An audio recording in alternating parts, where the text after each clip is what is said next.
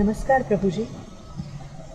आप अपने जीवन में बहुत सारे साधु संतों से मिले होंगे और उन्होंने आपको मार्गदर्शन दिया होगा। तो क्या कोई ऐसा विशेष मार्गदर्शन जिससे आपके जीवन में बदलाव आया हो?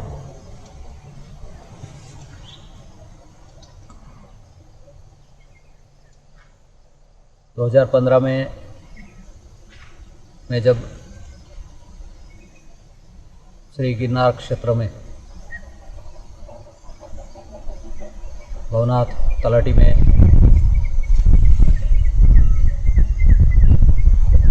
साधना कर रहा था,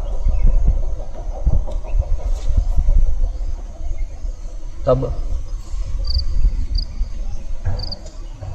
मैं वहाँ लाल बाबू के आश्रम में गेबी धूना के पीछे के रूम में रह रहा था।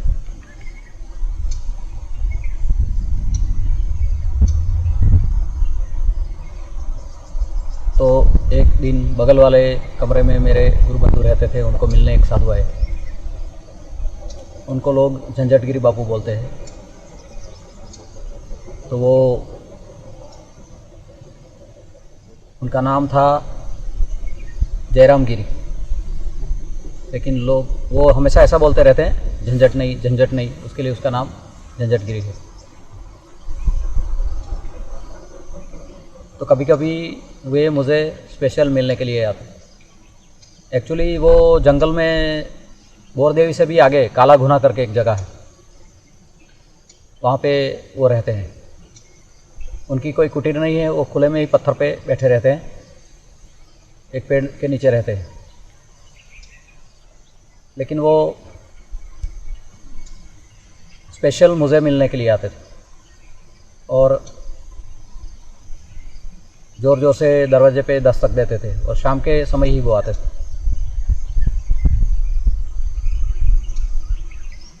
और वो आएंगे, थोड़ी चाय पिएंगे, मैं बना के उनको पिलाता था। चाय पीने के बाद सिर्फ एक ही चीज़ बोलेंगे, एक वाक्य, कि मुझे डर है अगर मेरे अंदर, तो वो पढ़ लेते होंगे, उसके लिए वो बोलते हैं ऐसे पेड़ खड़ा होता है और जब हावज आता है, वो बोलते हैं हावज, मतलब शेर को सौराष्ट्रियन भाषा में हावज बोलते हैं, लोकल भाषा में।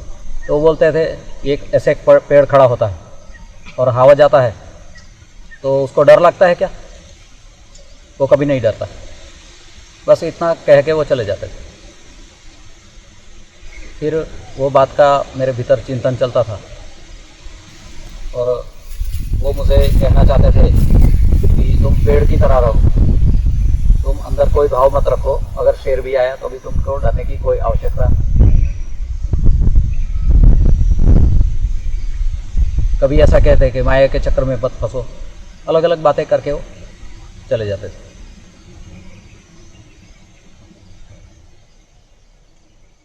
फिर बाद में दूसरे वर्ष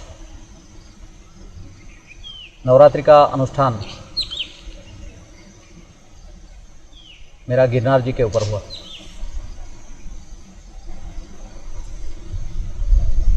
वहाँ पे पत्थर चट्टी पे हम रुके थे। तो पत्थर चट्टी की जो जगह है वो पीछे की तरफ है और हर रोज़ नई नई जगह जाना होता था। तो एक दिन हम जब भरतवन गए थे, वहाँ राम मंदिर में मुझे एक हमारे गुरु बंधु ने एक संत दिखाए। बोले ये, तो देखते ही मुझे पता चला कि वो अवधूत है।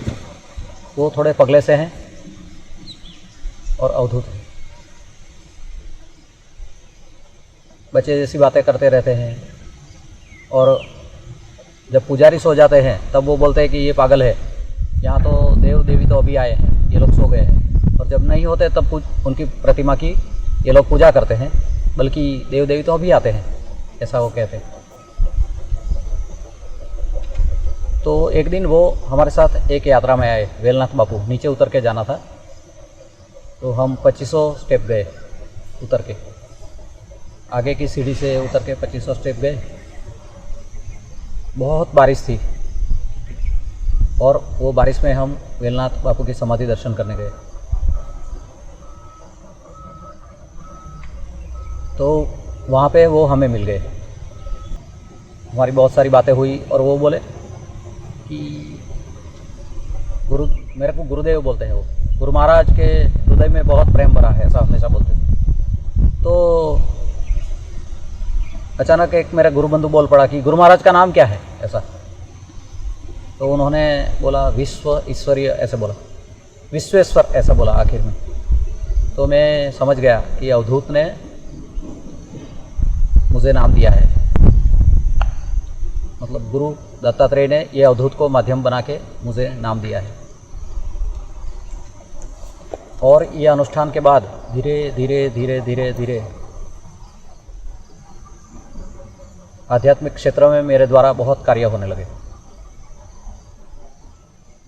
और कई बार गिरनार भी जाना हुआ।